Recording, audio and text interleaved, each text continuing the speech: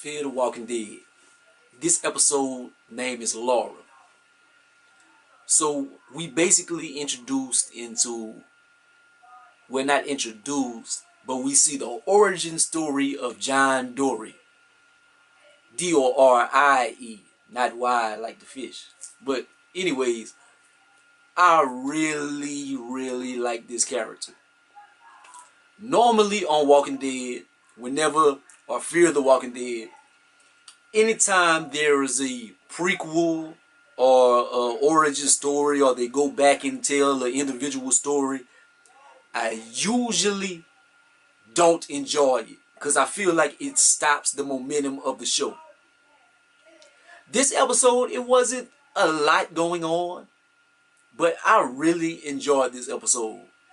Just seeing John Dorie and his story of how he was out there living on his own, what he did before the apocalypse, before the Walker lips, whatever, and how he used to work at like one of the ranches, where you do like the role playing, he do like cowboy stuff. He did that. He was a police officer.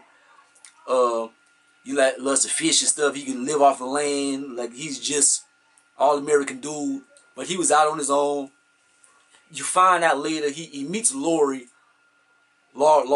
He meets Laura, and she washes up on his property, and so he helps her, and she does like how she did with the other group, and she was trying to like leave him and do stuff.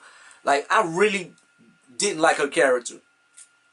Through the whole show I haven't liked her character. I didn't like her character on half the episode here because she tried to just take his truck and do different stuff. I was very unhappy with that. I was like, man, I don't like Laura, man. Laura. She's just all for herself and this and that.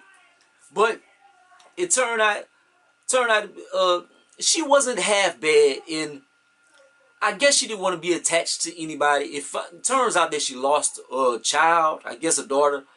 But I don't know if she lost her or if she died. Like, lost can mean two things. It can mean she's still searching for her, that's why she wants to go back out there, or that her child died and she just doesn't want to get close to anybody, kind of like Morgan. So this episode is pretty interesting, just their interaction, and it was kind of like when he met Morgan. He was on his own, he was kind of content with his life, but when he finally met her, it was like a different thing, man. He winds up falling in love with her. That's why he has been looking for somebody through the whole season. We find out who it was. Like last episode, it was Laura. They said that Laura died. We don't know if that happened or not. We still haven't really seen. It says she didn't get out, but I don't. It could be she's alive or she died. You never know. Madison, we haven't seen Madison this season, man. I don't know if Madison is alive or not. But anyways, John, he has some skeletons in his closet also.